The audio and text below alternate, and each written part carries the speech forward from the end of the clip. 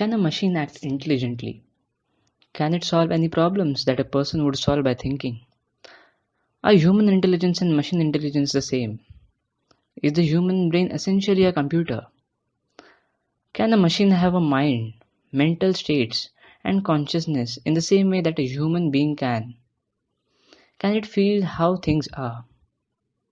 These three questions reflect the divergent interests of AI researchers, linguists, cognitive scientists, and philosophers, respectively.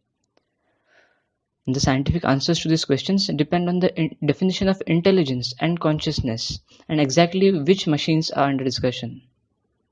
Alan Turing, in a famous and seminal 1950 paper, reduced the problem of defining intelligence to a simple question about conversation. He suggests that if a machine can answer any questions put to it using the same words that an ordinary person would, then we may call that machine intelligent. Is this kind of thinking computation? The computational theory of mind, or computationalism, claims that the relationship between mind and brain is similar, if not identical, to the relationship between a running computer program.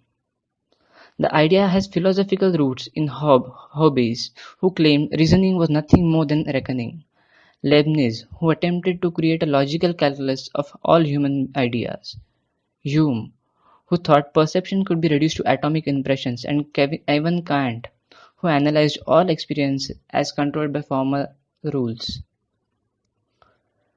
So, which issues and conversations keep AI experts up at night?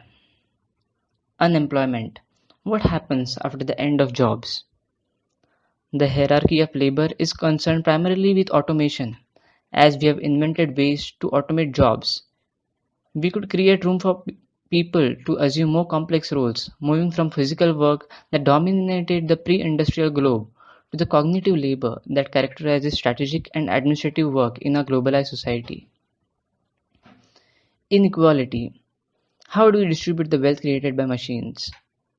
Our economic system is based on compensation for contribution to the economy, often assessed using an hourly wage. The majority of companies are still dependent on hourly work when it comes to products and services. But by using artificial intelligence, a company can drastically cut down on relying on the human force, and this means that revenues will go to fewer people. Consequently, individuals who have overt ownership in AI driven companies will make all the money. If we are truly imagining a post work society, how do we structure a fair post labor economy? Humanity. How do machines affect our behavior and interaction? Artificially intelligent bots are becoming better and better at modeling human conversation and relationships. In 2015, a bot named Eugene Goostman won the Turing Challenge for the first time. In this challenge, human raters used text input to chat with an unknown entity, then guessed whether they had been chatting with a human or a machine. Eugene Goostman fooled more than half of the human raters into thinking they had been talking to a human being. Artificial stupidity. How can we guard against mistakes? Intelligence comes from learning, whether you are human or machine. Systems usually have a training phase in which they learn to detect the right patterns and act accordingly to their input. Once the system is fully trained, it can then go into test phase where it is hit with more examples and we see how it performs. Obviously, the training phase cannot cover all possible examples that system may deal with in the real world. These systems can be fooled in ways that humans wouldn't be. For example, random dot pattern can lead a machine to see things that weren't there. If we rely on AI to bring us into a new world of labor, security and efficiency, we need to ensure that machines perform as planned and that people can overpower it to use it for their own ends. Security. How do we keep AI safe from adversaries? The more powerful a technology becomes, the more can it be used for nefarious reasons as well as good.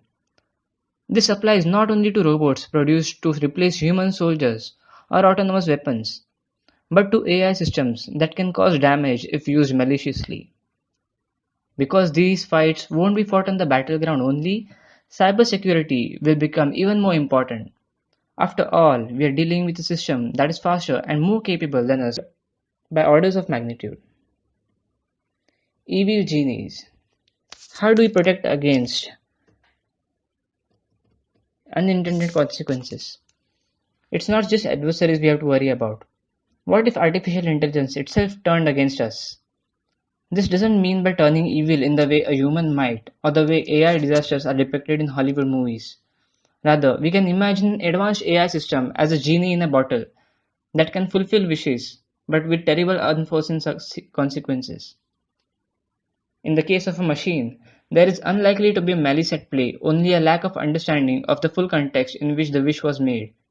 Imagine an AI system that is asked to eradicate cancer in the world. After a lot of computing, it spits out a formula that does, in fact, bring about the end of cancer by killing everyone on the planet.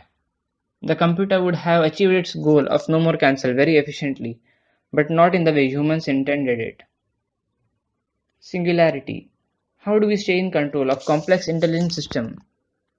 The reason humans are on top of the food chain is not down to sharp teeth or strong muscles. Human dominance is almost entirely due to our ingenuity and intelligence. We can get the bigger, faster, stronger animals because we can create and use tools to control them. Both physical tools such as cages and weapons and cognitive tools like training and conditioning. This poses a serious question about artificial intelligence. Will it one day have the same advantage over us? We can't rely on just pulling the plug either, because a sufficiently advanced machine may anticipate this move and defend itself. This is what some call the singularity, the point in time when human beings are no longer the most intelligent beings on earth. Robot rights. How do we define the human treatment of AI? While neuroscientists are still working on unlocking the secrets of consciousness experience, we understand more about the basic mechanisms of reward and aversion. We share these mechanisms with even small animals. In a way, we have built similar mechanisms of reward and aversion in systems of artificial intelligence. For example, reinforcement learning is similar to training a dog. Improved performance is reinforced into with a virtual reward. Right now, these systems are fairly superficial, but they are becoming more complex and lifelike. Could we consider a system to be suffering when its reward functions give it negative input? What's more, so-called genetic algorithms work by creating many instances of a system at once, of which only the most successful survive and combine to form the next generation of instances. This happens over many generations and is a way of improving a system. The unsuccessful instances are deleted. At what point might we consider genetic algorithms a form of mass murder? Once we consider machines as entities that can perceive, feel, and act, it's not a huge leap to ponder their legal status. Should they be treated like animals of comparable intelligence? Will we consider the suffering of feelings machines? Some ethical questions are about mitigating suffering, some about risking negative outcomes. While we consider these risks, we should also keep in mind that on the whole, this technological progress means better lives for everyone. Artificial intelligence has vast potential, and its responsible implementation is up to us.